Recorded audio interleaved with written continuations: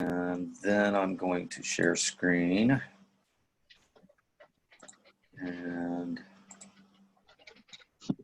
we'll go with that route right there. And now we've got Jerry up on the screen here. I think you can hear me now. Hey, there you go. I can hear you. Hooty-hoo! Man. Yes. Okay. Well, I'm going to stop sharing then for a minute and go back to here. Yes, we can hear you. We can see you. You're looking good, Jerry. Looking like a spring chicken. I'm out in the country in the car. I got a power outage, so I'm just winging it here. You know, that's what we freedom lovers do. We adapt, we improvise, we overcome, we do whatever we got to do to get the job done, right? Right. That's right. Absolutely. Well, so everybody, welcome to today's episode of the Kong Family Show. We have a really super special guest here with us this morning. His name is Jerry Day, and he's the guy who produced this video that I've been sharing out ad nauseum. I'm sure people are probably getting sick of seeing it, but I hope they'll actually share it and watch it. But I've been handing it out like Halloween candy. Yeah. So Jerry, this is my partner. This is Sean Wetzel. He lives up in Montana. And hey, Sean. And he's, morning, my friend. Glad to have you. Hey, you too. I was just in Bozeman last year for the Red Pill Expo. Oh man, I need to dial into that the next time you guys come to town with that little shindig. Yeah, it was a lot of fun. We had about 800 people up in Bozeman, and had a great conference with G. Edward Griffin. Yeah, man. Well, you keep good company, my friend. I'll tell you that. Not to say that this is going to help your credibility any. Hey, just kidding. I'm not working for credibility. No, I'm teasing. Yeah. Attaboy. Well, good to meet Jerry, you. I would like to ask you what you would like to do. What I'm thinking is that maybe for the first few minutes of this, we should show everybody your video that you did, and then maybe after the first part, we can pause the video, and then you can talk maybe a little bit about how you came upon all this information and what your personal thoughts are about it, or whatever you would like to expand on. What do you think about that idea? Sure. If people have seen the video, we just run the first minute or two to get a taste of it, and then we can go from there. Sure. Okay. Nice. So I'm going to go ahead and share screen again here. And then here you are, and we're going to go ahead and I'm going to full screen this baby. God, it's chilly. And hit play. And I figure we might as well just run with the first part where you get through the letter, and then we'll pause it right there and have some discussion about it. Does that sound good? Sure. What do you like to do? Sure. Okay. If people have already seen it, then we don't need the whole thing. But if maybe some of the listeners haven't seen it, then you run that much. That's what I'm guessing, is that there's people in here that are on the live side, and then that also are going to get to see the recording once we get it up on YouTube and BitChute. Okay. And so we're going to go ahead and that way they can see it and they can understand what it is and why we have you here today. Okay, let's go. I'm going to read you an article published by Global Research on March 27th, 2020. The link to that article is in the notes below this video. This article, posted by author Julian Rose, is basically a copy-paste of a presentation from a medical forum. The original presenter, identified as a widely respected professional scientist in the US, prefers to stay anonymous, because presenting any facts or information which may be contrary to official narratives can cause negative consequences for any medical professional who discloses that information. I have edited the article for clarity without changing its meaning or implications. And I quote, I work in the healthcare field. Here's the problem. We are testing people for general coronavirus, but we are not testing for any specific strain, such as COVID-19. There are no reliable tests for any specific COVID-19 virus. There are no reliable agencies or media outlets for reporting numbers of actual COVID-19 virus cases. This needs to be addressed first and foremost. Every action and reaction to COVID-19 is based on totally flawed data, and we simply cannot make accurate assessments. That is why you're hearing that most people with COVID-19 are showing nothing more than cold or flu-like symptoms. That's because most coronavirus strains are nothing more than cold or flu-like symptoms. There are a few actual novel coronaviruses, and those cases do have some worse respiratory responses, but still have a very promising recovery rate, especially for those with prior issues. The gold standard in testing for COVID-19, the one that could identify COVID-19, would use laboratory isolated and purified coronavirus particles, free from any contaminants and particles that look like viruses but are not, that have been proven to be the cause of the syndrome known as COVID-19, and obtained by using proper viral isolation methods and controls. But the type of testing being done, some of which are referred to as PCR, do not detect the virus as such. PCR tests, which stands for polymerase chain reaction, basically takes a sample of your cells and amplifies any DNA to look for viral sequences, such as bits of non-human DNA that seem to match parts of a known viral genome. The problem is the test is known to not work. It uses amplification, which means taking a very tiny amount of DNA and growing it exponentially in a laboratory until there's enough of it to be analyzed. Obviously, any minute contaminations in the sample will also be amplified, leading to potentially gross errors of discovery. Additionally, it's only looking for partial viral sequences, not whole genomes, so identifying a single pathogen is next to impossible, even if you ignore the other issues. The test kits being sent out to hospitals are totally inadequate and unprofessional. At best, those test kits tell analysts you have some viral DNA in your cells, which most of us do most of the time. It may tell you the viral sequence is related to a specific type of virus, say the huge family of coronavirus, but that's all. The idea these kits can isolate a specific virus like COVID-19 is complete nonsense. And that's not even getting into the other issue, viral load. If you remember, the PCR test works by amplifying the minute amounts of DNA. It is therefore useless at telling you how much virus you may have. And that's the only question that really matters when it comes to diagnosing illness. Everyone will have a few virus kicking around in their system at any time. Most will not cause illness because their quantities are too small. For a virus to sicken you, you need a lot of it, a massive amount of it. But PCR testing does not test viral load and therefore cannot determine if it is present in sufficient quantities to sicken you.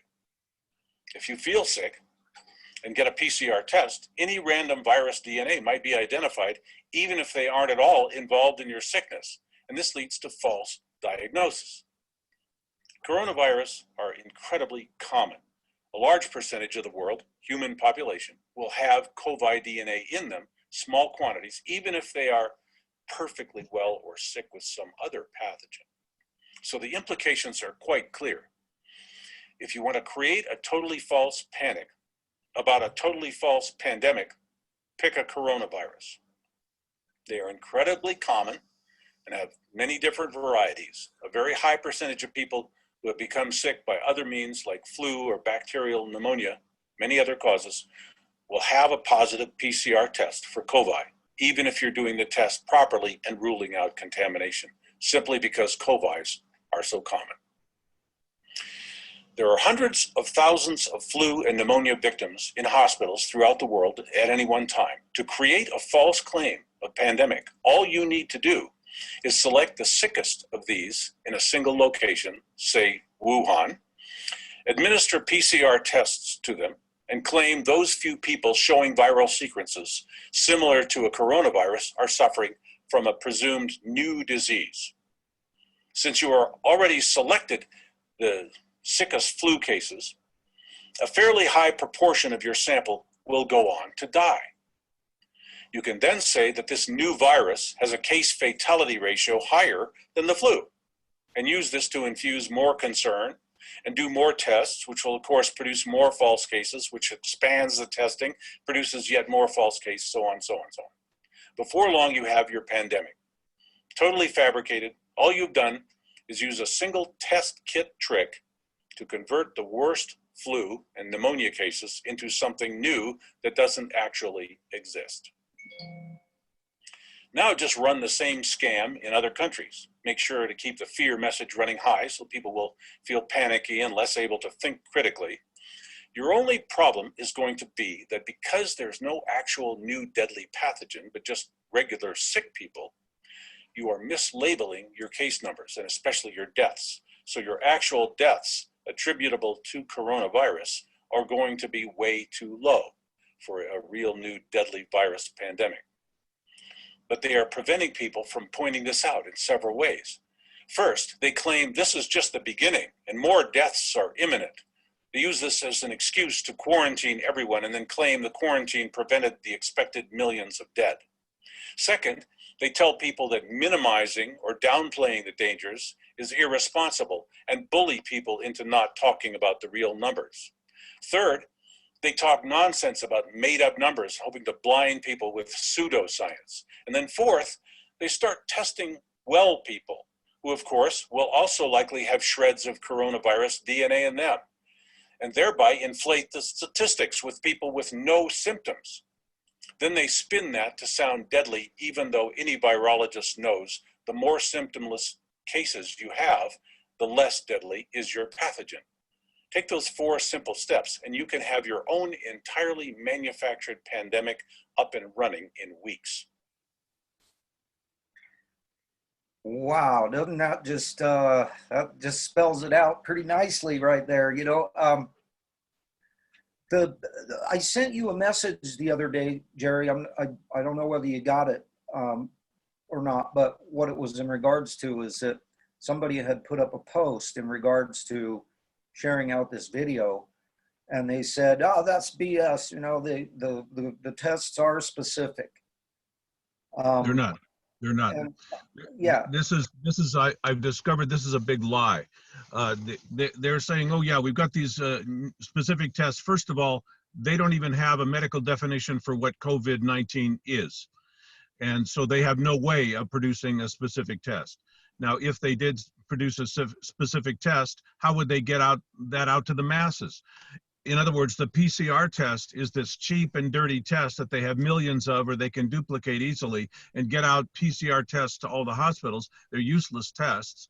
That test that they're talking about, which is a, supposedly a highly sophisticated test that can identify COVID-19, is not mass producible, is expensive, is isolated to a few labs in the country that can only do maybe, I don't know, you could guess like 5 tests a day.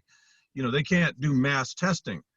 So when they say we can identify COVID-19 with our tests, and you're lying, Jerry, I'm not lying, they are lying. They are saying, that they can identify something that's unidentifiable.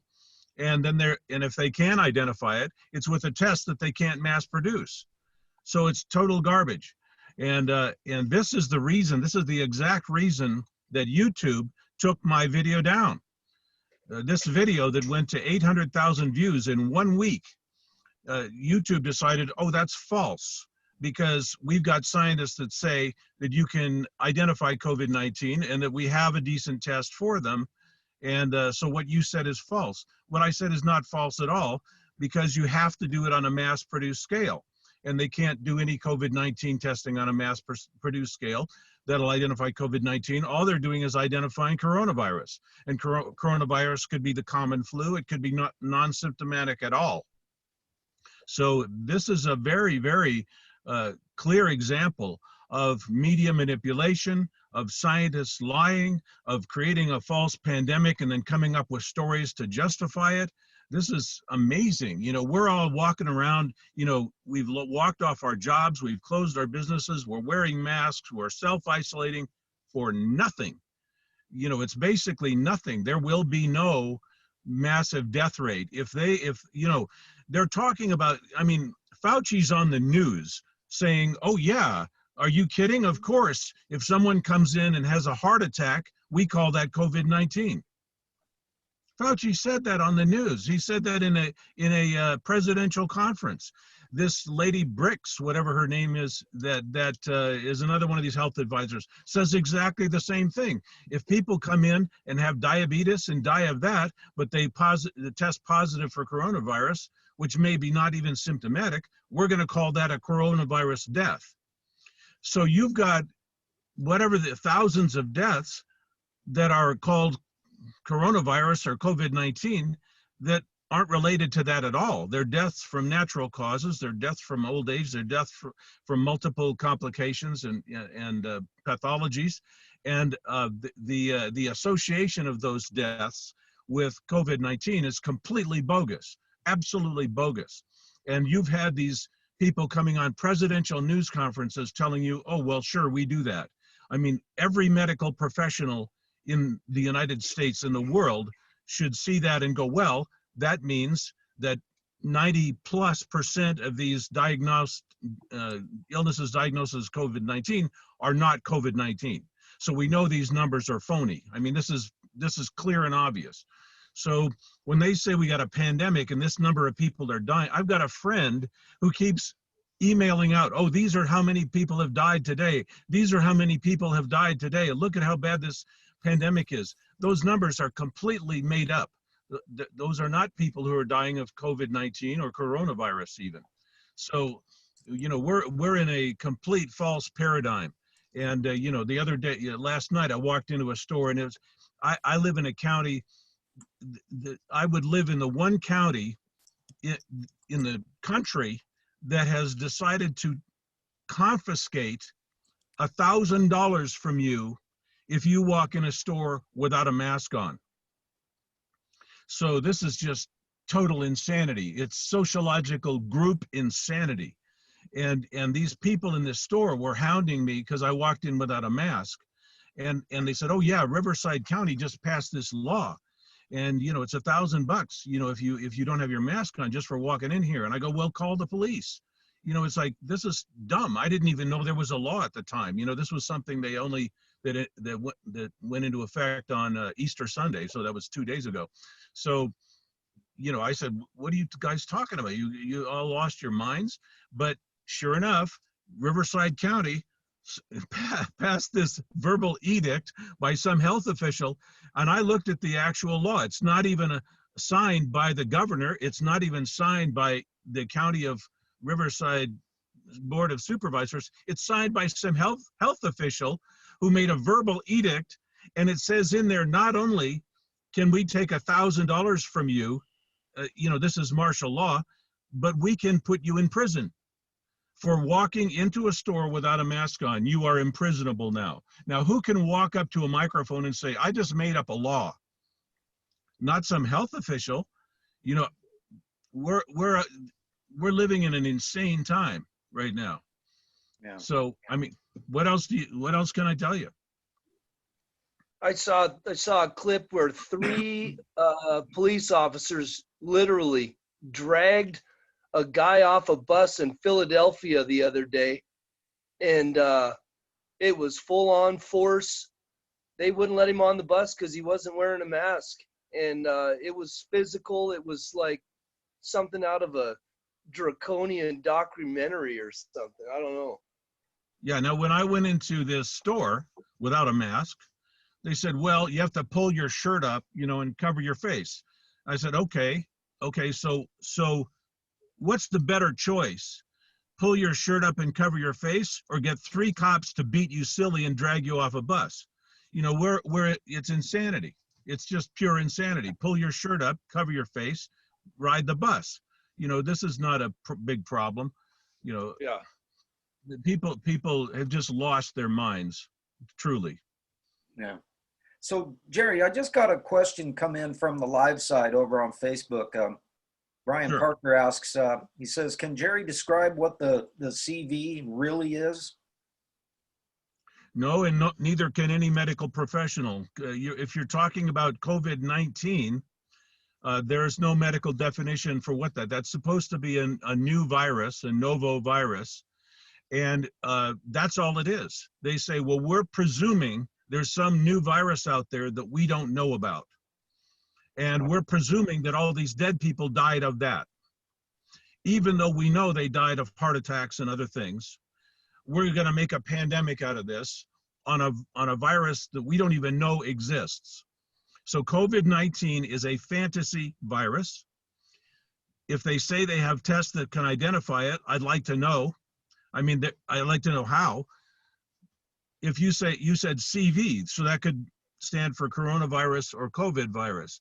Coronavirus, of course, they can identify in these PCR tests. They can't tell you viral load. They can't tell you if you're symptomatic. They can't tell you if you're sick, but they can tell you if there's traces of coronavirus in you.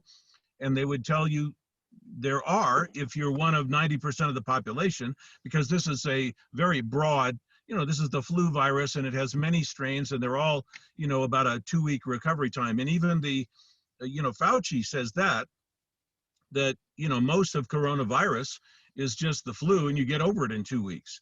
And, of course, if you're 95 years old and you got serious health problems and other complications, these are the people who die from the flu.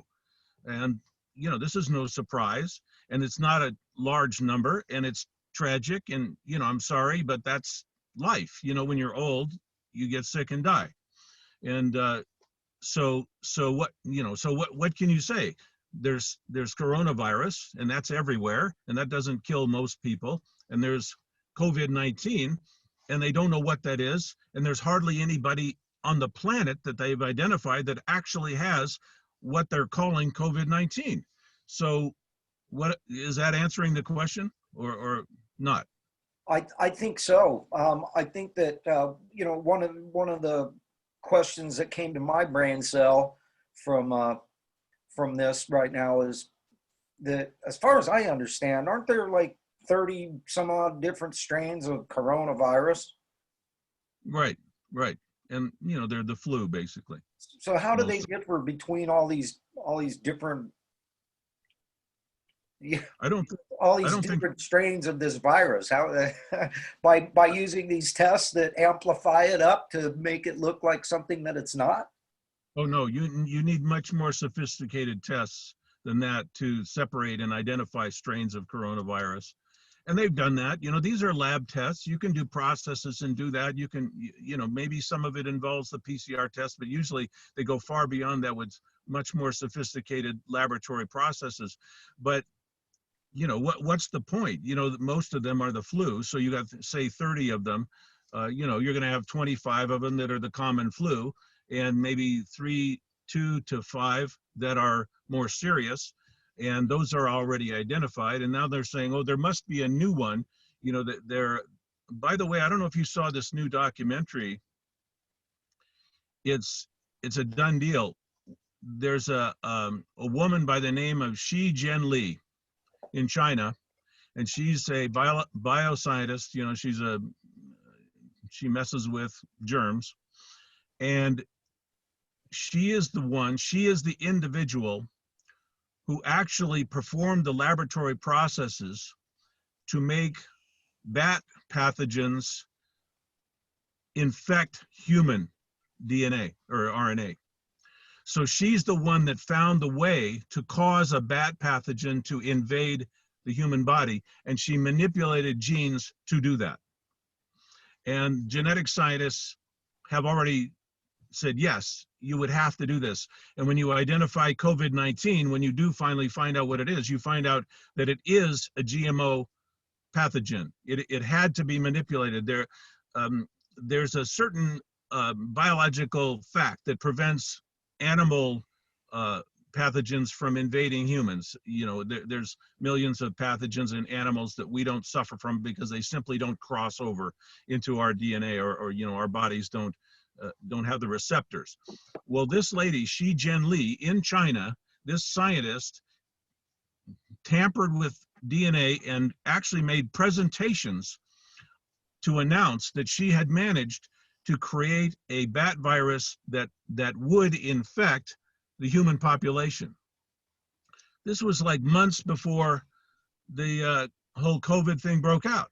So now we have a Chinese scientist and official admitting that she has created a new pathogen. Okay, so if there is a COVID-19, Xi Jianli, this Chinese scientist, knows exactly what it is, would know exactly how to set up testing for it, would know how to set up diagnostics for it, would know what it looks like under a microscope. So where's Xi Jianli? Where's she? Call China. Talk to someone in China and say, hey, could you bring Xi Jianli out here to help us develop testing for this and to help us identify this pathogen that she deliberately created in order to affect humans and in order to weaponize coronavirus? So, you know, if anybody like a world leader like Donald Trump, Fauci, Birx, whoever these people are, Birx, whatever her name is, if they say, we just can't figure this out, or we don't have the test, or whatever, well, pick up the phone and call Xi Jianli in China. And you know, she's got it. And, you know, they're saying, well, you know, we don't cooperate with China. I don't know what the problem is, but the fact of what COVID is, if anything, is known. And that just came out in a documentary like 2 days ago. It's an amazing documentary. They've been working on it probably for weeks. And so they saw this all coming. They were studying this pathogenic generation by Chinese doctors, and they went, oh, this you know, they're talking about bat vaccine or bat pathogen infecting humans. This absolutely establishes without any question that this did not come from a wet market in Wuhan. First of all, they did not have bats in Wuhan wet market at that time. They weren't selling them as food, so the bats weren't there. Second of all, the bat virus would not invade human biology. It wouldn't cross over. Third of all, we have a scientist who's made presentations claiming that she was able to make a bat virus invade human biology. She spent months or weeks or years on that project and got it done, and did that for the glory of the Communist Chinese Party.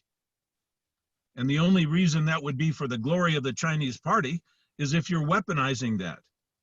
And Chinese officials are on record saying that we have evaluated United States military capability. We have evaluated our own Chinese military capability, and we have determined that we are at a disadvantage militarily to the United States, so we have to come up with alternate weaponized systems in order to equalize the playing field. It's just the art of war. We have to come up with something. You know, it's just like we did in the American Revolution. You know, the British would come out and stand in a line in their red coats, and we would shoot at them guerrilla style from the bushes. It's the only thing we could do because we were outnumbered and outgunned. And so we came up with a dirty way to play war. Well, China has just come up with a dirty way to play war. They just put out a pathogen and created a pandemic and brought the American economy to its knees. It was perfect. When you see the economic damage that's going to come from this lockdown, you won't even believe it. You won't believe what's going to happen to your life because of this. You know, when you take every business in the country and you shut them down, you take every job and you tell people, go home, sit on your butt, do nothing, don't produce anything. Let's just lock down all the supply chains. Now we've thrown away thousands, millions of tons of food that was intended for restaurants. And our farmers are throwing away food. At the same time, you can't find anything in the grocery store. How could you be more disruptive? You know, we have all this food. We just can't repackage it for the grocery store in time. So we got to throw it out. It's fresh. There's no way to preserve it. So China, if this is true, which it appears to be by all the evidence I've seen, by creating this pandemic scare, has done more damage to the American economy than they could have done with 4 nukes. Yeah. So, hey, Jerry, I got another comment that's come in on the live side. It says that Jen Lee's research papers have been proven to be disinformation. Do you Okay. have any comment about that? Do you have any information that refutes that? No, but I'd like them to tell me why they know that. You know, how do we know what good information is? How do we know anymore? You know, mainstream media is totally controlled. And in the last year, say year or 2 years, the internet, the entire user content universe has now been controlled. I just had my video taken down. I was told by YouTube that I did not violate any terms of service, but they didn't like my video. And they removed it after 800,000 views. So, you know, they're removing it because they say it's false information. I say, well, it's not false information, because they said some reviewer said, oh, we have a COVID-19 test that's reliable. No, you don't, not on mass scale. And you don't have one because how could you? Because you don't even know what COVID-19 is. So they're lying. They're calling me the liar. They're lying. So how do you know who's telling the truth? Okay, so obviously they're going to come out and say, oh, Jen Lee, that's just a fake story. Okay, tell me why it's fake. Yeah. That was going to be my question too. I was going to put that in the comments. I was going to put that. Do you have any information that shows that that's the truth? But I figured I'd just ask you the question and let you say the same thing, because I figured that was probably what you were going to say, which the same thing I was going to say about it. Nobody can tell you either way is the truth. Your caller can't say that Jen Lee is a fake. I can't say she's real. Nobody can say anything. There's so much misinformation. Obviously, these regimes, China, USA, everybody is coming up with their narratives and putting out. Now, you've seen these news stories. Conan O'Brien did this, where he went and he said he found some news anchors saying, well, this is something that we'll all have to hunker down for. And then here's another news anchor saying, well, this is something we'll all have to hunker down for. And here's 50 more news anchors saying, this is something we'll all have to hunker down for. Now, these are supposedly independent newscasters doing their own independent journalism, saying exactly the same phraseology across the entire mainstream media. Yeah. Media is controlled. Narratives are controlled. Truth is nowhere to be found. It is coming out of government press releases. George Bush admitted that. He said, that's one place I gotta disagree with you, Jerry, because truth is to be found right here, baby. Truth is to be found coming out of your mouth, coming out of my mouth. And, you know, there are people out there, thank God, there are people out there who are doing everything in their power to disseminate the truth, to discern the truth, to get the truth out there, so that, you know, because I always say to people that there isn't your truth and my truth. There's only the truth.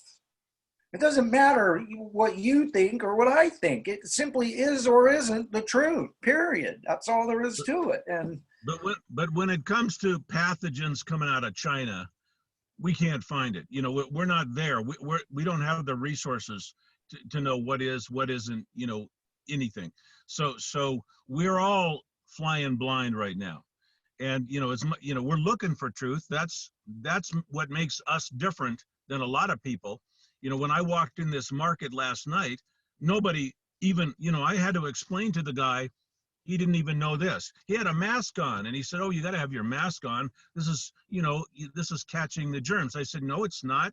I said, do you know that an N95 mask, the air passages in an N95 mask, which is supposed to be the high level, you know, the ER level mask, not like these silly things everybody's wearing around with their bandanas and all this.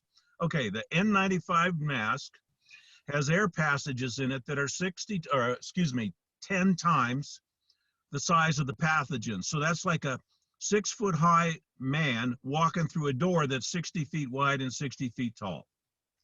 Okay, so that microorganism, that virus, that pathogen can fly through that mask without even bumping the sides of anything. You know, it can come through, 90% comes through without touching anything. And that's the N95 mask. So you take these dippy, stupid, you know, house cleaner masks that everybody's wearing, or their handkerchief bandana, you know, and that's probably like 400 to 600 times the size of the virus in terms of the air passages. So this whole thing is just a joke. You know, it's just a complete joke. Okay, we are in a psyop. And so, you know, finding the truth on this, you know, you keep digging, you keep finding out these things like the permeability of the masks. That's a big eye opener. Well, there's a million little tidbits like that we have found and haven't found, you know, and you start to connect the dots and you go, this pandemic is baloney. You know, there's something completely off with this whole thing. So let's do this. You've got somebody who says, oh, Xi Jinping is a fake. I want to hear that person's theory of what this whole thing is. I want to know what if they're calling that a fake, and that's a hell of a fake, because I saw footage in the documentary is footage of her presenting this in front of crowds with her PowerPoint. You know, if this is such a faked up thing, that would have to have been totally contrived by the Chinese government, not our government. This was all in China.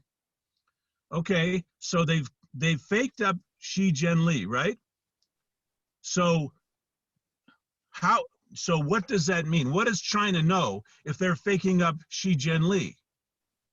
What is China doing if they're taking a scientist and pretending themselves, China, to have created this pathogen that they've been denying all along? By the way, the official Chinese Communist Party narrative is this came out of a wet market in Wuhan, not from a lab scientist. Now we're going to put out a video of a lab scientist who claims to have created the pathogen that could not have possibly come from a wet market. Why is China doing that? Why is China contradicting its own official Communist Party narratives? Would your caller please explain that? Yeah, that's a good point. And interestingly enough, that particular caller, Brian Parker, he's actually going to be on the show tomorrow. I'd like to hear that explanation. Yeah, I think that tomorrow we're going to definitely hit on that tomorrow to find out where that information comes from, because now I want to be clear. I'm not against Brian. I want to know what he knows. Right. I want to hear what he has to say. I want to know what he's learned. And, you know, we're all looking for truth, and so is Brian. And I'm not here challenging him like, oh, you're a liar. I don't say he's a liar. I don't know if I'm a liar. None of us know that. We can't know that anymore. There's not enough, there's no source of reliable information left. None. You know, there are some interesting things going on, and you know, as you're familiar with the John Birch Society and that kind of thing, you know, you probably are familiar with Robert Welch's thought process that it doesn't really do us any good to point out the problems if we don't have some solutions to offer. And you know, so that's one of the things that, you know, in order to find the solution, we got to find out what the problem is.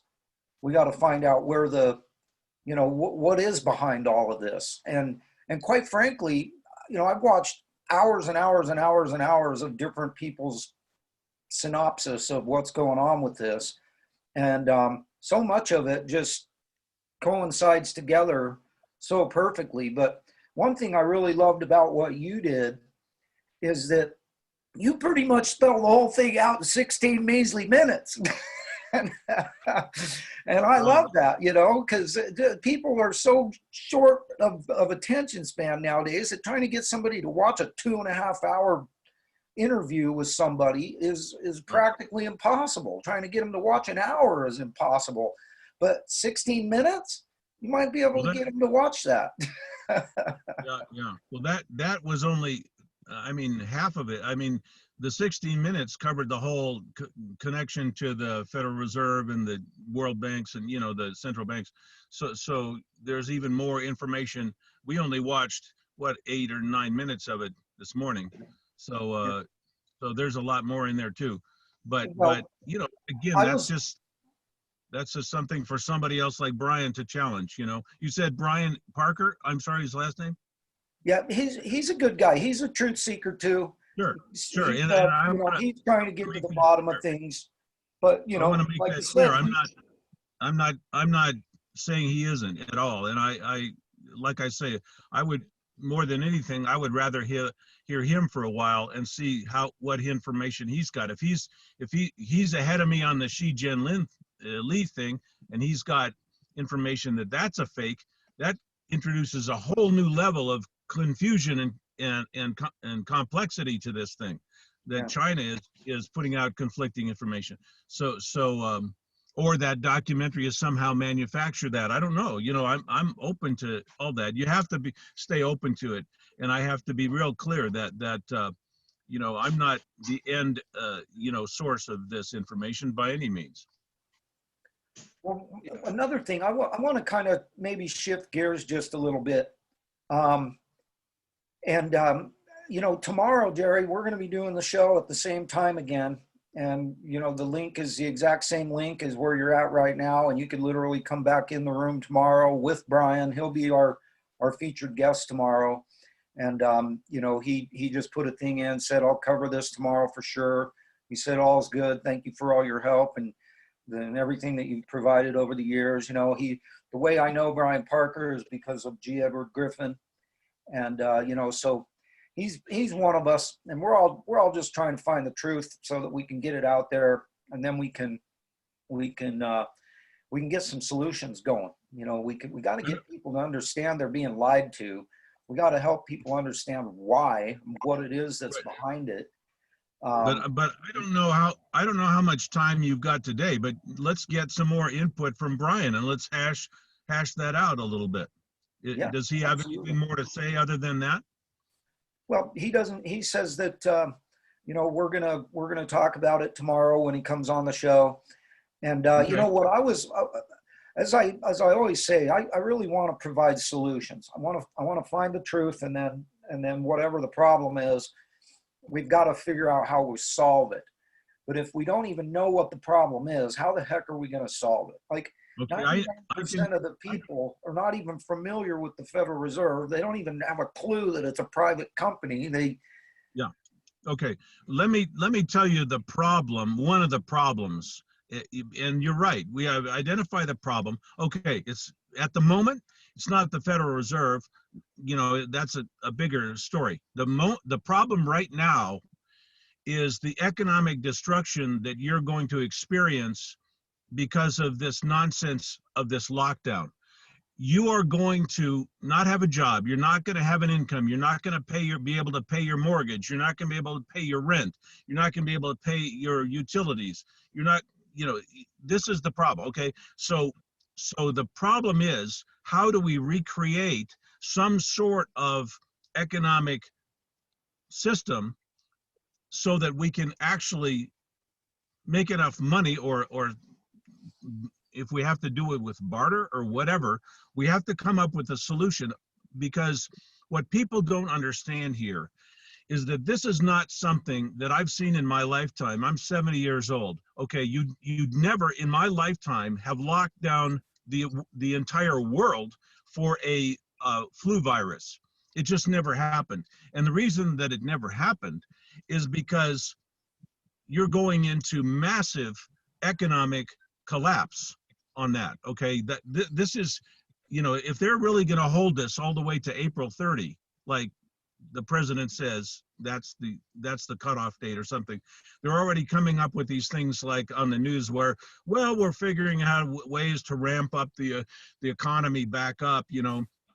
And so everybody's going to say, okay, at some point we can go back to work. Oh, wait a minute, we don't have any supply lines. Wait a minute, we've got food shortages because 3 weeks ago farmers threw away all of their spring crop.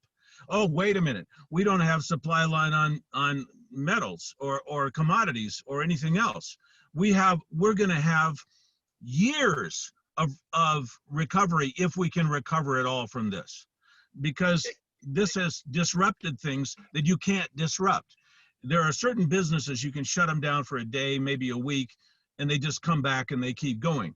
But if you don't have supply lines, if you don't have infrastructure, if you don't have people that can get back, they've already gone into bankruptcy, they've already gone into default, they're having their home foreclosed, they're not producing anything, they're out of work. And that's the guy that's in charge of the supply line that you rely on to do your business. No, it's ripples around. You can't, it's all a very delicate web network, house of cards. And when you take even a few things down, you can be super disruptive. This isn't a few things. This isn't one nation. This is the whole frickin' world in a lockdown for more than 4 weeks. You cannot imagine the damage that that's going to do to nearly every human on the planet. And so I said early on, when I saw this lockdown go for 1 or 2 weeks, I said, this is already more damage than would be caused by the death of 50 million people globally. This is major economic damage. And so, this is not going to come back quickly, if at all. This is a wipeout of mom and pop businesses, of small businesses. The only businesses that can survive this are big box businesses, the Walmarts and all these type of things, the Amazons, these online things. This is designed to cull and clean out competition for big business, big industry. Yeah. So this is a wipeout of your ability to, and I've noticed this, I'm an entrepreneur. I've made my living all my life from my own enterprises. I was a media producer. So like hired me, I shoot a video, I edit a video, I distribute a video. Okay, I discovered some years ago, I couldn't do that anymore because distribution channels were controlled and the technology was changing too fast and everything was going on in a way to eliminate the little producer, the little entrepreneur, the small business. And so I've noticed now that this is going on all across the economy, where everything that comes out of these narratives out of Washington, all these lobbyist narratives they're pushing, it all comes down to eliminating competition. It's like this, they talk about income disparity. This is the natural, it's like water flowing downhill. The stronger company gets a little stronger because it has enough resources to make itself a little stronger and a little stronger and a little stronger. So all this wealth, we have antitrust laws for a reason. You get to a certain level and you're supposed to be limited. The last time antitrust laws were even attempted to be enforced was when Janet Reno was going to give Bill Gates a hard time over something, and it didn't even have anything to do with the fact that he had a total monopoly in operating systems. It had nothing to do with that. She was just harassing him about something, and apparently unable to confront this problem that software was not even being held accountable for its defects. Every product made, if you have a defect, you get a recall. Except software, you can destroy people's businesses with defective software all you want. And Janet Reno had no problem with that.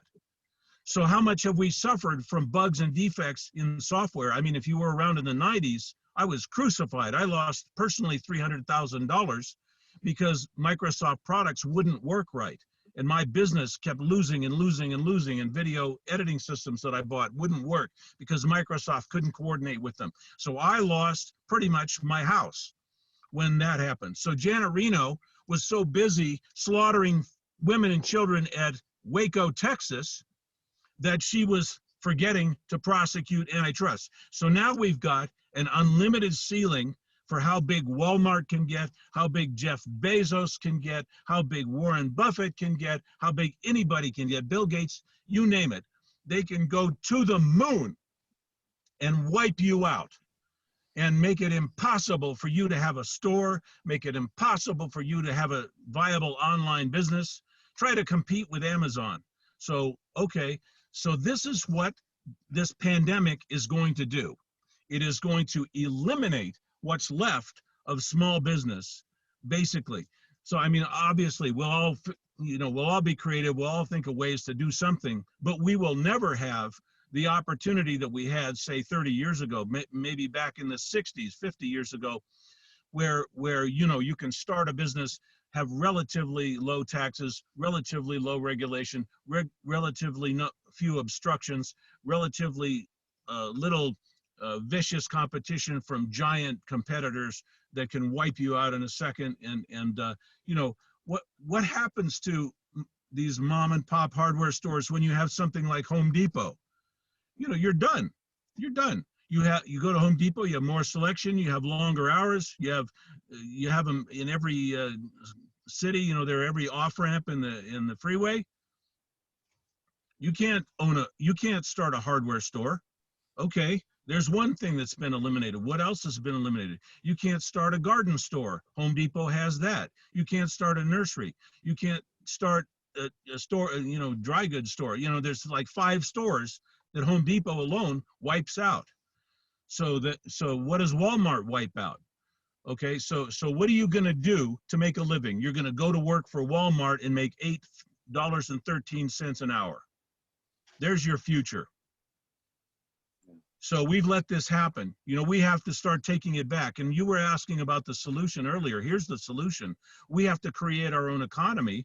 We have to do what we can to control our own flows of our monetary and barter flows. We have to do that. We have to get it. We have to put that together somehow. We have to say, okay, I wanted to start this thing called promissory notes, where there could be an online service where you go there and you fill out a thing and you say, I have 6 bars of silver. I'm going to write a promissory note and I'm going to give it to you, JJ, and you're going to give me, you're going to work on my car and you're going to fix my car and you're going to have a promissory note for a bar of silver. And that promissory note that I gave you is my Federal Reserve note. That's my promise to pay. And I got to have that silver bar, because you can take that promissory note anytime you want and bring it back to me and say, I want my silver bar. And I say, okay, you fixed my car. I've got a receipt on that. You've got a receipt on that. I owe you the silver bar. You've held my promissory note for this long, but it's payable on demand. So you can either trade my promissory note as worth a bar of silver, or you can cash it in. In other words, I have created a silver-backed currency. And I go online and I have a reputation. And if you call me and I say, I want my silver bar, and I say, oh, gee, I don't have it. Boom, my reputation's gone. I'm no longer a trader. I'm no longer in standing. I no longer get to participate in that economy. Period. Done with, end of story. So that becomes a reliable currency, because people, just like you protect your reputation on PayPal. PayPal's the same way.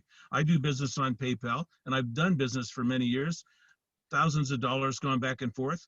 I know that when some customer calls me and says, hey, I didn't get my shipment, or I didn't get this, I got to jump on it like Superman, because if I don't get that customer happy in 24 hours, PayPal knocks me out. The same thing you can do with currency. You can do with currency. You can issue your own currency and we can have currency to each other. I got to just get with some software engineer who can write up this program so you can easily and conveniently go online, write up a promissory note, say, I have a power lawnmower, and if you want to work for my power lawnmower, I'll give you a promissory note for that, and I'll deliver the power lawnmower anytime you want it, and I'll keep the power lawnmower in good working condition until you claim it, or until someone claims it who you've signed over your promissory note to. So this is a power lawnmower backed currency. You can have any backed currency you want, but you got to have it backed by something. That's what we've learned, is you can't just create currency out of thin air. Even Bitcoin is a joke because it's so freaking volatile. It goes crazy in value. Well, people are speculating on it, whatever. That makes it a bad currency. It's not fungible ultimately fungible, because it's rocketing up and down in value. So you don't know if you're saving for your retirement if you have that currency. You don't know if you're saving for your retirement if you have Federal Reserve notes. The only way you know if you're saving for your retirement or you have anything of real value is if your monetary exchange system is backed by something. So you can back it with gold and silver, you can back it with your labor, you can back it with whatever you want. But that's going to be how we save ourselves from this mess. Is we create our own currency, we back it, we keep our reputations up. You know, it's the deadbeats and the criminals that ruin it for everybody. So we've got to behave ourselves. We've got to honor our debts. We've got to have honesty and integrity in everything we do, especially with each other. And if we can do that, you know, we're going to have to throw out the occasional bum. You know, that's what brings us all down if we don't do that.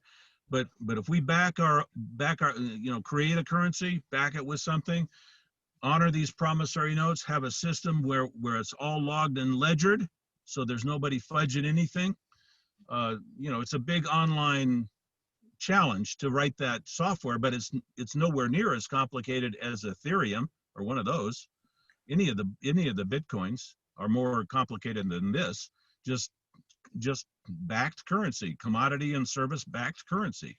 It's not complicated at all, but it takes a good robust ledger to do it. Well, there's your solution. Now, if we had that in place, then this whole meltdown we'd essentially basically be able to override it. So now I have to find a supplier of these materials. Now I have to find this. Now I have to find a buyer for that. Now I have to do, so we build our own network and it's all based on our own backed currency. Nobody could take that down. Even if you took the ledger down, you could have printed out record of the promissory notes and people could make claim with those. So, you know, you could do this all on paper. You wouldn't need the internet at all, but you have to have, you know, people who, you know how to, you know, connect with each other. It has to be that every promissory note issued in this system has to have contact numbers for everyone who's responsible for that particular piece of currency. So, you know, you could do it on paper even without the internet, but with the internet, it's like a piece of cake. It's like lightning fast. It's global. It's perfect. So, you know, we have the technology. We just have to get it on a website that nobody can take down, some well-secured website, and then have it possibly in a blockchain system, so it's redundantly decentralized, whatever, and then you're home free. But there's your solution. You know, the problem is the economic damage. We're going to feel, you know, I mean, I just sit, you know, in my house and I go, how am I going to rebuild what this thing has destroyed? How am I going to do that? And I realized the only way I can do it and rely on it is to rebuild my own network. And then, you know, when they decide to have their next pandemic, I'll be insulated because the people that I connect with, you know, will keep functioning and will keep acting in commerce, we'll keep exercising trade, and we'll know we have to do that because we can't survive if we don't. You got to eat, you got to have necessities, you know, you got to have these things. You can't just shut down the stores or, you know, clean out, let people clean out store shelves and not do anything about it. This is major meltdown time. And when, you know, in my life, I don't think I've walked into a supermarket and seen row after row of empty shelves. I mean, this is serious stuff, and we have to stop relying on these central authorities and these, you know, systems that are controlled by people we don't even know and can't even contact. You know, try calling on the phone. You know, get a hold of one of these corporations. You can't get a hold of anybody. We have to have our own networks. Were you going to say something? Yeah, I hear you. I know Sean's got something he wants to ask or comment on. I guess at the end of the day, going back to what I remember about the swine flu, and, you know, there were 60 million people that were infected, 300,000 were hospitalized, and there were like around 20-some thousand deaths. Yet nothing anywhere near what is going on today took place. Does that, to me, it speaks clearly to the intentionality of all this. Can you speak to that at all? Or, I mean, are you familiar with any of that? Yeah. Well, your point actually explains itself. In other words, somebody somewhere decided, remember this SARS thing? Remember this Ebola thing? Remember this H1N1 thing? Remember this? Remember that? There's been like dozens of them. Okay. Wouldn't it be cool to use that to slam the economy, do a depopulation culling, do a major martial law number? In other words, it just somebody got the idea to use that. We used, terrorism. We got a lot of mileage out of that. Now we use, global warming. We got a lot of mileage out of that. Now we're going to use the pandemic. Okay, those are three identical things: terrorism, global warming, pandemic. Three identical things. It is an idea that you instill fear in people with and convince them that you need to provide planning and solution for it as a central authority. So the reason that we had environmental issues, then all of a sudden every child in every school is taught that they're individually and personally responsible to save the planet, and that human beings are inferior to the environment, and we have to subjugate our species and possibly commit willing genocide on ourselves to preserve and save the environment. This is simply an inspiration on the part of a local, of a central authority utilizing a fear factor to control and manipulate population. So it's all basically the same girl. She's just wearing a different dress depending on how they dress her up. Right. Think about those three things: terrorism, global warming, and pandemic. Yeah, those are three girls, three sisters in different dresses, and that is how they work you. Yeah. Well, see, this is the thing about it that I mean, quite frankly, right now, this is what seems to me is the most important aspect of this, because the only way that we're going to get things going again is to expose this fraud. This is a ginormous fraud. This is literally the biggest fraud in the history of the world, man. They've literally, like you said, they've shut the whole world down. Well, you may not have over a giant lie. It needs you may not have to. exposed. You may not have, JJ. You may not have to expose the fraud. When people see the pain that this is going to cause, they won't care if it's fraud or not. They're going to say, "I got to feed my family. I don't care if it's real or not. This is over. I got to get out and work. We got to do something. We got to put our supply lines back together. We got to rebuild this, or we won't have any lifestyle at all ever again like we used to have. It's over. We have to rebuild this. It doesn't matter if it's fraud or not." So it's not going to be exposing the fraud. It's going to be saying, we got to stop listening. We have to stop listening to central authority. We have to start taking responsibility for ourselves. We have to do it at home, locally. We have to make it happen ourselves. We have to become the leaders. Right. And what we're seeing at this point, because people are so disillusioned by what's going on here, is that, we got people calling on their neighbors. We got people reaching out, and if you look out there at the general populace that I'm seeing anyway, most people are reaching towards government for the solution. And the reason they're reaching towards government for the solution is because they don't understand what a fraud government is. And they don't understand how government's behind all of this to start with. I mean, it's like without government, who would create viruses to try and create pandemics to kill the world or whatever, I mean, right. I'm not going to do that. You're not going to do that, but government's going to do it. Right. It's a government doing that stuff. The worst atrocities in the history of mankind, all of them down the line, are government. That's what comes from government. That's what you get when you have government. You get genocides, you get disarming the public, then you get mass slaughter, you get all these things, 100, or what was it, 30 million to 50 million, Stalin's Russia murdered wholesale. So yeah, when you have central authority, when you have central power, that's the ultimate thing. That's what I was talking about. When your wealth disparity is, where you're wealthy, you get more wealthy. When you're powerful, you get more powerful. Well, what happens when you get more powerful than more powerful? It turns into slaughter and genocide and depopulation and martial law, and that's where it goes. Always. That is the pattern. That's the path. So Right.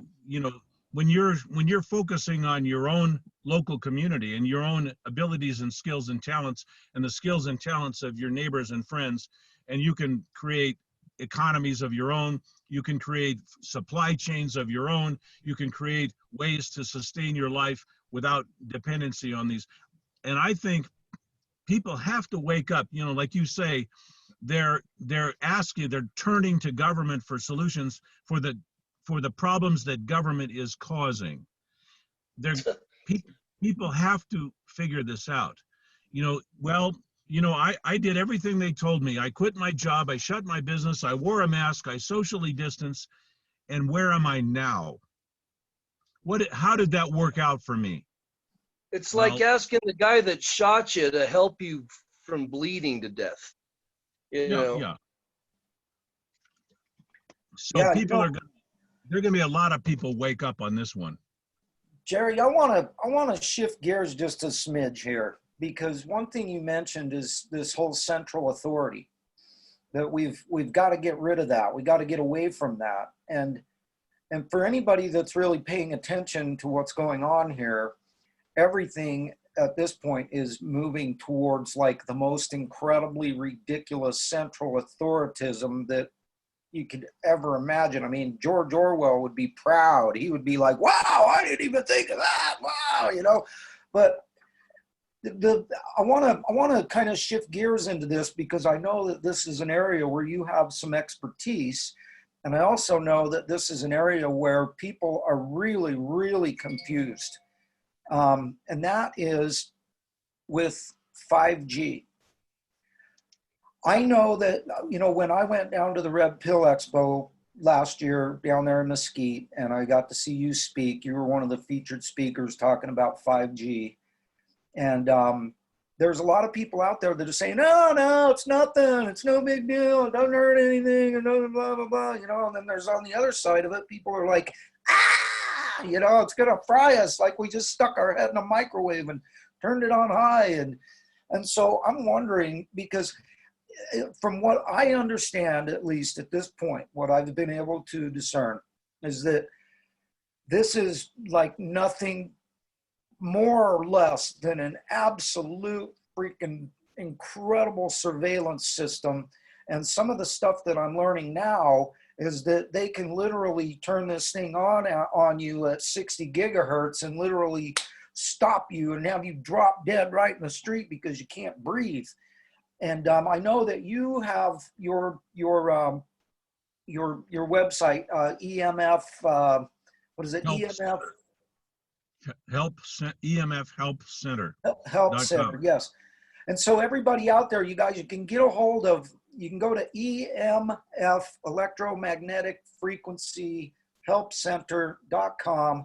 That's Jerry's website. He's got all kinds of things up there to help you to learn how you can protect yourself against all this microwave and radiation that's going on out there. We're just literally being polluted. And most of the people listening in here, especially over on the live side, they know who our buddy Sam Tran is. And Sam's been doing a whole bunch of lives lately with using his little EMF thing, going around his town, going all over the place and showing the radiation that's being exposed. And so people are concerned about this. Some of them are, some of them aren't. What is the problem, and what can people do to protect themselves? Okay, all radio frequencies are toxic, and they've correlated now when radio frequencies are introduced, such as when they introduced radar in World War II, there was a big pandemic. when they introduced cell phones initially, radio waves, microwave systems, probably somewhere in maybe the 80s, big pandemic. So they've associated pandemics with this. And the reason is because when you toxify the environment, you have a shock to the biological systems. And so, yes, 5G disrupts oxygen intake in the body. It closes down calcium channels in the cells. It all happens at the cellular level. It disrupts the mitochondria. The mitochondria is how you get your energy and all of your, functions. And if you don't have mitochondria working right, you have premature aging, you have energy loss, fatigue, you have immune system failure, you have opportunity for any number of pathogens. And so what people are doing now is they're finding out, they're saying, here's the classic story.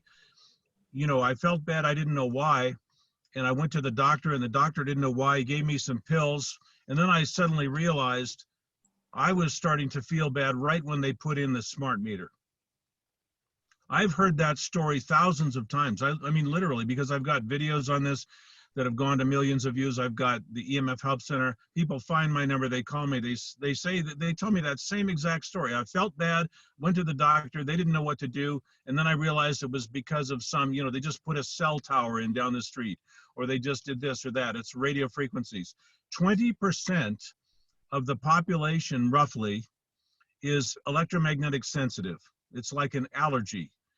And you will actually feel symptoms, and you won't know why until someone says, oh, that's because you've got Wi-Fi. That's because you're using, your neighbors. You're exposed to 6 different Wi-Fis from your neighbor. It could be any kind of radio frequency. It could be electric fields. That's because your house wiring is not done properly and you don't have the proper grounds, or you've crossed neutrals. You have electric fields, dirty electricity.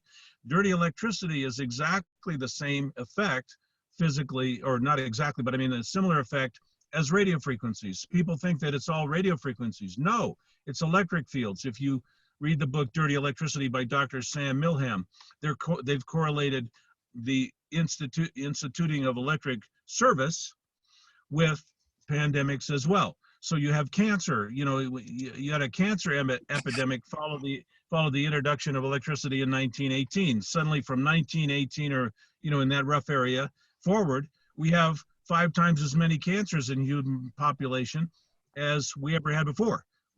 And it correlates perfectly with that introduction. And then he finds schools that have transmitters that have big dirty electricity, and the teachers and the students are all coming down with unusual cancers.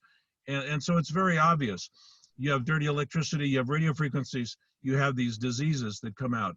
And then you have people that get sick from that don't know why they're sick. And there's the short-term thing for the people who get symptomatic. There's the long-term thing where all of us will get the cancers, we'll get the diabetes, we'll get the heart disease, we'll get the neurological problems over time if we're in these fields of exposures. If you draw a map around every cell tower that's been in place for 5 years, you'll find a cancer cluster around that cell tower. They've already done these studies. So this is not, we're not making this up. It's bad for you. So 5G is another level. And yes, that 60 gigahertz frequency is deadly. It is weaponized by the military. And that is what that kind of thing is in those roughly in those frequencies. Might be 39 gigahertz, might be 28 gigahertz, but definitely 60 gigahertz. That's what's coming out of, you've seen those military camo trucks with the big flat dog-eared panel on top, the microwave weapon truck, the crowd control truck. They can dial that up to fatal. That's not, non-lethal. That's whatever lethality you want. And so that's what they can do with 60 gigahertz. They've had these systems developing in the military. I mean, we had our Russian, what was it, in the 50s or something? We had our Russian embassy, bombarded with microwaves, and all the people in there got cancer. Well, when Russia did that, you don't think DARPA was all over that? You don't think our military was all over that? No, this has all been weaponized. And that's what we were talking about earlier with the pandemic. They've weaponized everything now. These are called force multipliers. When you can take down a country with weather, why do you need to send soldiers in there? Why do you need to send ordnance in there? You're going to take them out with weather, or a pandemic, or something else. You know, you can do it with microwaves. And this 5G network, this satellite 5G network, is very dangerous. You know, I don't understand how that's supposed to work, because they say 5G only works for 1,000 feet. You know, you got to have a tower every 1,000 feet. Otherwise, 5G doesn't work. It's a high frequency. It's a fragile frequency. You can stop it with a wet tree. You know, you got to have all these towers. Well, how in the world are you going to get 5G from outer space down here? So I don't know. You know, they haven't explained how that's supposed to work. But what I assume is it'll be lower frequencies, and then they'll relay to 5G. So we'll be blanketed with 5G at ground level, and it'll be lower frequency, higher power frequencies going between the satellites, I guess. I don't know. But maybe 5G can travel from a satellite. I don't know. Hi, Kitty. So that's, I don't know. Am I answering your question? It's like all of it is toxic. All of it is bad for you physically. There's incredible things they can do with it technologically. Yes, we'll have the Internet of Things. 5G is a surveillance plan. That's the whole game. And they would do the surveillance. If there was no such thing as radio frequencies, they would be doing it hardwired. They would be putting in this infrastructure to conduct mass surveillance all day long on everybody, literally knowing what your thermostat's doing, knowing what your washing machine's doing, knowing what your refrigerator's doing, automatically reading the RFID barcodes on your products in your refrigerator, knowing what you have in your refrigerator, knowing when you go to bed, knowing, you know, when you scratch your butt. You know, I mean, they just seem to want to know all this. Now, what they plan to do with this information is population control. You know, it's like, how do they know that you owe income tax? You tell them, or your employer reports them. Information that goes to the government is always used to exploit you in some way. I mean, we're at the point now where I don't know how they think they're going to squeeze more money and labor and time out of us. We're already pretty maxed out on that, I think.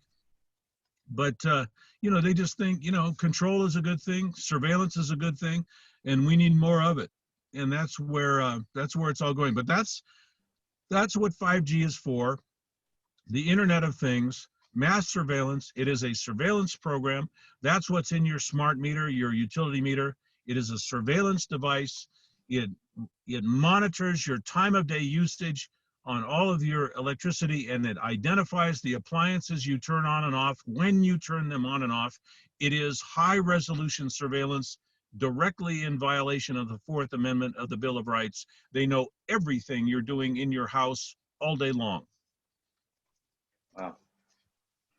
Yeah, well, you know, I want everybody to know that at emfhelpcenter.com, Jerry's put together a really valuable website there. And I know if you scroll, I shared this out last week. If you scroll down pretty much almost to the bottom of the page on the left-hand side, he's got a nice little like 12-step process of what you can do to you know, to really protect yourself. And that's mostly for utility meters. You know, people right. get sick off of these utility meters, and that's both dirty electricity and radio frequencies. But there's hints and tips on other EMF problems as well. You know, we do have all kinds of sources. So some of that is covered there. But the big one, obviously, in the last couple of years has been the utility meter, because they've just, you know, installed all these digital utility meters.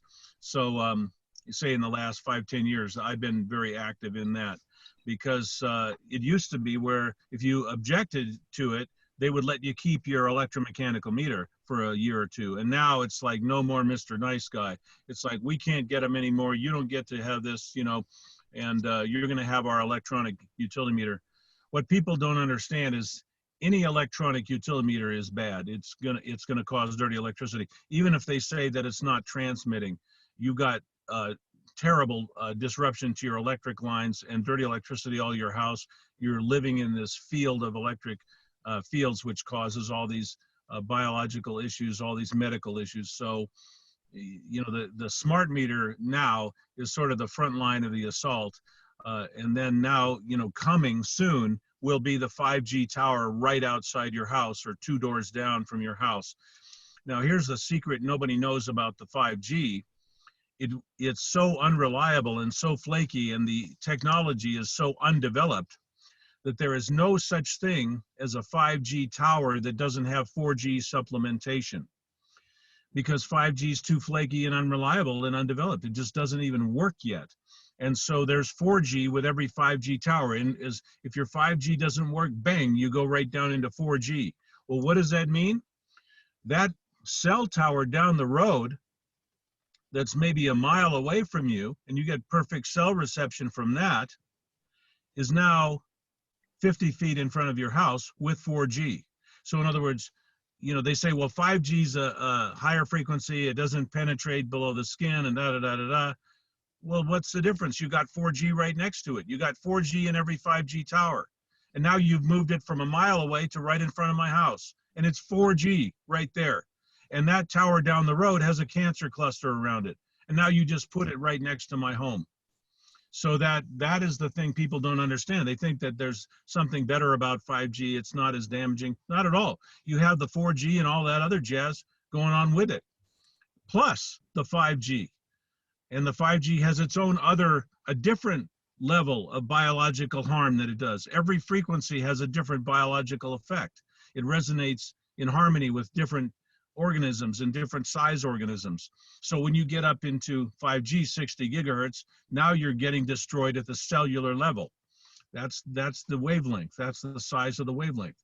Yeah. So that'll and as we were talking about, that disrupts your oxygen intake. And there's video of people falling over on the ground in China. This happened to my stepfather. He had low blood pressure and he passed out and he fell over while he was walking home from the donut shop. He fell over and hit his head on a curb and he was dead 2 weeks later. That was the same type of deoxygenation as will happen with 5G on a mass scale. And that's what a doctor just came out from New York. You might have seen this video. He said, this is not typical pneumonia. This is not the typical flu. He said, these people are starved for oxygen and the respirators can hardly do anything because every cell in their body is starved of oxygen.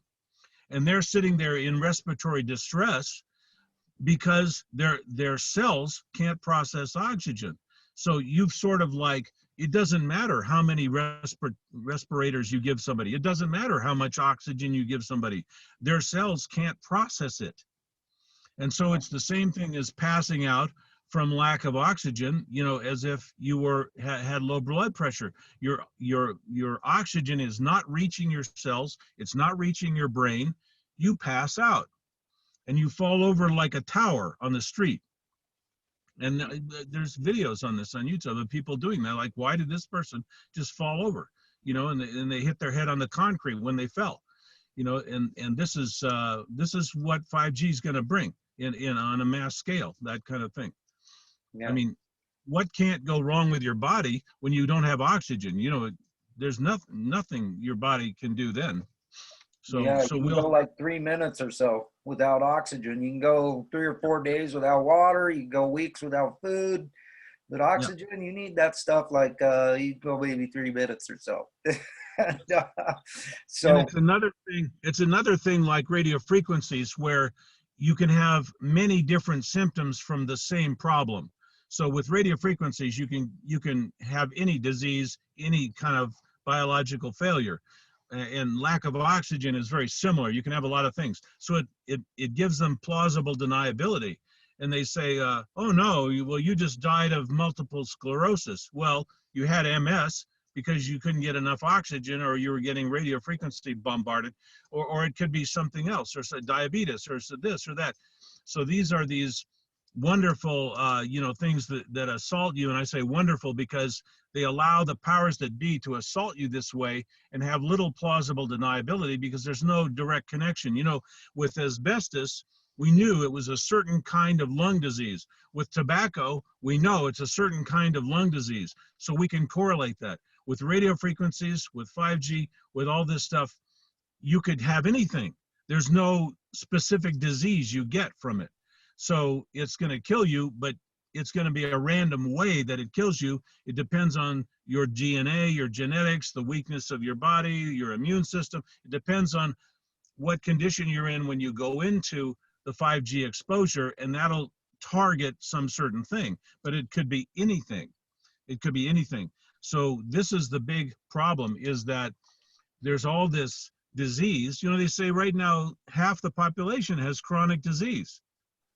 You know, we've been induced with disease by vaccinations, by allopathic drugs, by poor nutrition, by the depletion of our agricultural soils, so there's no nutrition in our foods, by processing of those foods even further. You know, we have so many things that are bringing our nutrition, our biological health down. You know, all these toxic exposures, whether it's radio frequencies, whether it's something in the water, something in the air, geoengineering, on and on. The list goes on and on. So now we're at 50% roughly chronic disease in the population. This is depopulation. This is a mass genocide. This is deliberate. The people who control all these systems know they're doing it. They're supposed to be protecting us. They aren't. They know that. Yeah. Yeah. Amen, brother. And I want to tell, because I'm all about solutions, and I know we've been going for a while here, and quite frankly, with these shows as of late, because this is such important information, I'm not really concerned about time frame of shows. I just figure once I send them out, I'll let people know how long they are, and say, hey, you know, watch it a half an hour at a time, watch it 10 minutes at a time, watch it whatever you can watch at a time, but do watch it. Do learn from this, because we need to get this information out there. People need to understand that this is all based on a giant lie, that this thing is not what it's being built up to be, and we really should not be shutting our system down because of it. But for us here at the Kong family, and really the reason why I'm involved with all of this is simply because of the fact that I made this investment into what I believe is the most important thing. I think it's step number one for being able to protect yourself. And one of the things that I want to mention about it is that I have a sister who has COPD, and she was at 40% on her little thing on her finger. It said 40% blood oxygen content, and she's got oxygen in her nose and she can't even breathe. And it says 40%. I'm like, sis, you should be dead. 40%. You should be just croaked over right here, right now on your couch. And I gave her some of this Kong's water. Some of it, it's the 11.5 pH. It's an incredible, amazing oxygenator. I made a really big mistake because I didn't have this little phone of mine going with its video camera going while this happened. But she drank about 16 ounces of this water. It took her about 3 minutes to do it. And we sat there and watched that little meter on her finger climb. Every time she'd take a sip, the meter would climb. She'd take another sip, the meter would climb. She'd take another sip. She ended up drinking about 16 ounces or so out of that bottle. And in 3 minutes, that thing went from 40 to 98. All of a sudden, after 3 minutes, she was breathing normally again. And all she did was sat there and drank this water. And at the time, I was so new into the business and that I didn't even really know. I didn't realize that I was really giving up a golden opportunity to film something there that could really show somebody how powerful a negatively charged hydroxyl can be to the body, because that negatively charged oxygen and hydrogen, it literally was going in there and it was providing the oxygen that her lungs needed. That, you know, within 3 minutes she was breathing normally again. And during the 21 days that she actually had this machine before my dad sent it back, she was able to actually go out and walk in the yard for the first time in years without having her oxygen.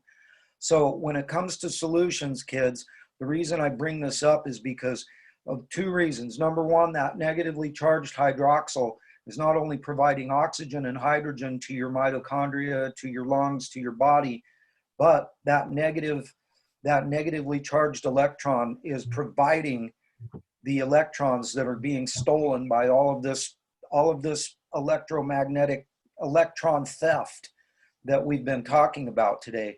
Because down at the cellular level, our bodies are literally being robbed of our electrons. We're literally having our electricity. We are an electrical being that runs on 120 millivolts of electricity on the outside of our cells and about 50 or so, 50 to 60 millivolts on the inside of our cells.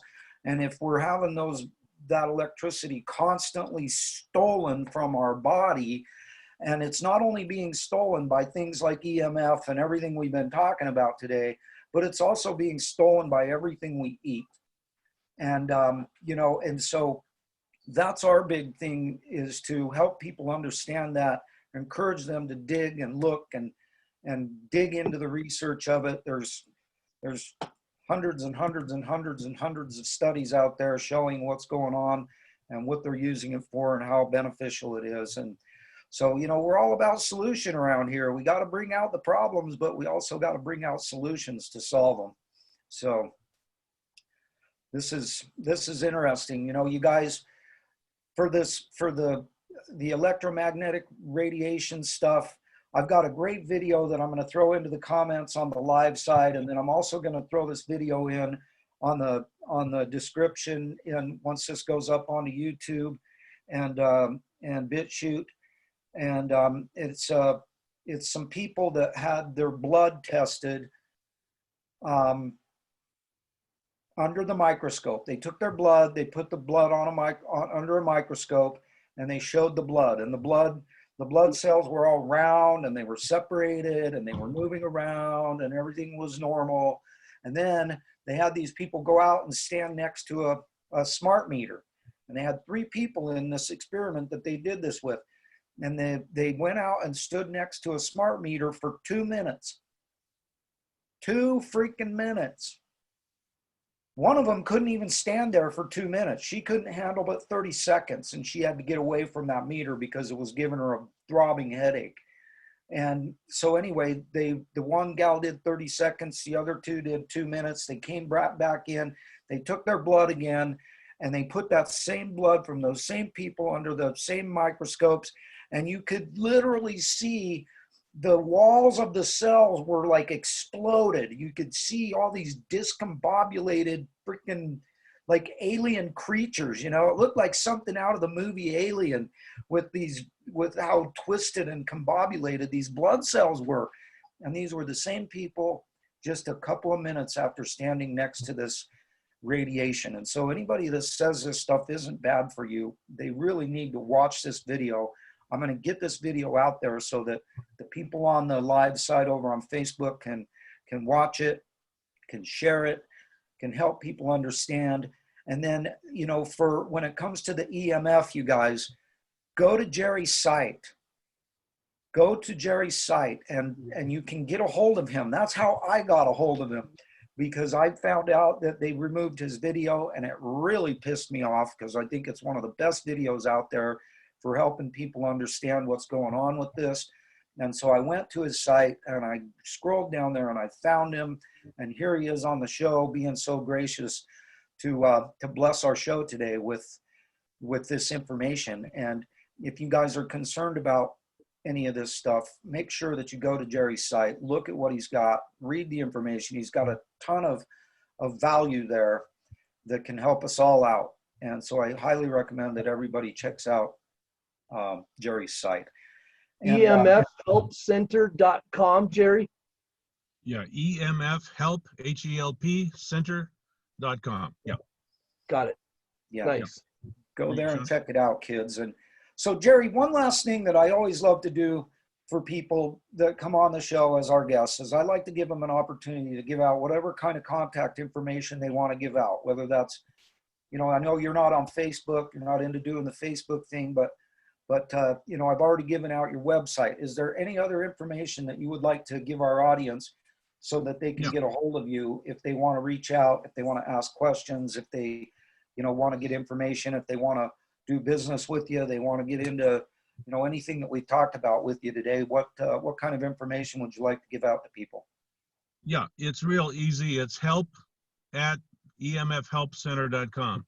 So just the word HELP at EMFHELP Center.com. Just send me an email and tell me roughly what you want to do. If it's anything I can help you with, I will send you back a phone number. We can talk on the phone or whatever. So that's the best way to make contact, and just help at EMFHelpCenter.com. Happy to help anybody. Sure. And I do that all the time. You know, I consult all the time. I have an affiliate. To be full disclosure, I can get a commission on certain devices that help you with your electricity and RF and stuff like that. And so I've got a few items on that website, and that's what pays for me to be able to take calls, to be able to help people, talk them through their individual situation. I've been able to find out a lot of things with people talking about, whether they have a smart meter issue, or whether they have a neighbor Wi-Fi issue, or whether they have a dirty electricity issue. I can kind of talk it through them, and we can really zero in on it, and there are solutions. And so that's kind of one of the things that I do for people. Awesome. Yeah, I love it. And I've actually, like I said, I've gone through Jerry's site. I haven't gone through it completely, but I've gone through it enough to see that there is a tremendous amount of value there. There's stuff there that we can all use to help protect ourselves from this coming onslaught, because we are being had, kids. I'm telling you right now, we're being had, and we got to stop it. We got to, what I'm loving is that I'm seeing all kinds of stuff where people are getting sick of it. And people are starting to, put rallies together and things like that, where they're going to go break the whole, you can't gather with more than 10 people and all this kind of nonsense. It's all complete garbage. And we need to stop it, and we need to get pissed about it. And we need to stop trusting in government. And, the thing is, you guys, is we are the Kong family, and we're here to change the world. That's what we're here for. We're here to change the world, and people think that's crazy, but the truth is, we're watching it happen every day. I've been watching it happen every day now for the last 3 years. And it's pretty exciting being part of this. And the people that I've met, the things that I've learned about my body, about the world, about everything else over the last 3 years has been absolutely tremendous. And, so we always end the show like this. We are the Kong family, and we're here to change the world. And hey, Wes, how is it that we're doing that again?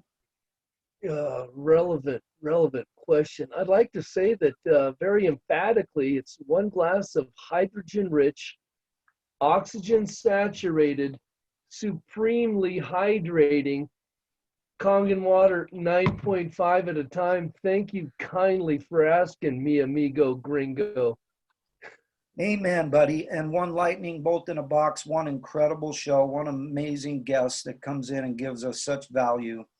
And, normally I end this thing with make sure to give yourself a hug, because especially right now when you're not allowed to hug people, you got to give yourself a hug if you can't get a hug from somebody else. And don't forget your hootie hoos. But I want to end today's show with a short prayer. Before you end, JJ, I want to thank you for having me on. I appreciate it. You're doing terrific work. So thanks again. And thanks for giving me the opportunity to share and learn from you guys too. Yeah, thank you, Jerry. I really appreciate it. And, I just want to say, dear Lord, please help people to discern the truth. Help people to hear the messages of truth that are out there. As people like us, we're out there trying to share the truth. People like Jerry are getting out there. They're putting their time, their efforts, and everything they can into exposing and getting truth out there, because we know that the truth will ultimately prevail if there are sufficient pains taken to bring it to light. And so we are trying to bring it to light. Lord, we need your help. We need your help to get this information out there. We ask that you will help people to look, to share, to have an open mind, and that you will bless them with that so that they can discern the truth for themselves, and they'll go out and share it to others. And we ask this in the name of thy Son, Jesus Christ. Amen. So thank you guys so much for being here. Really appreciate it. Jerry, I really appreciate you going out and jumping in your car so that you could make this happen. I know you lost your power today. And just really, I can't say enough about how much I appreciate you being here today. And I'm so glad that I was able to hook up with you, that you were able to get your video back up. I'm going to continue sharing it. And this has just been another great thing. Brian, I'm sorry we weren't able to work you in here today, but tomorrow is your time. And we're going to be going live with Brian tomorrow with more solid information about this whole hoax that is consuming our planet right now. And we're going to be bringing out more info, because the more I learn, the more disgusted I get with what's taking place. But also, the more I believe that we can win this battle, that we can turn this thing around, that we can get back to solid currency and solid relationships, and get government back into its fireplace, if not just completely eliminate the whole mess, squalid organization to start with. But, you know, baby steps, I guess, right? So thanks again, guys. Get out there, change the world, starting with your own. Don't forget to look in that mirror when you want to change the world. Don't forget your hugs either, kids. All right, I love you guys. Thanks again, Jerry. Rock and roll. Yeah. Thank you. Hopefully you can jump in again tomorrow morning and come on in with Brian. I'm sure between the two of you guys, we can learn a whole bunch more. I'll try to get in. I'd like to see that. I do have power problems and, you know, schedule issues, but I'd love to see that. And then make sure you send me a link or a reminder on exactly when and how to tune in on that. Will do, brother. Thank you, sir. All right, kids. Giddy up, guys. One love. Have a great day. Bye for now, kids. Yes, sir.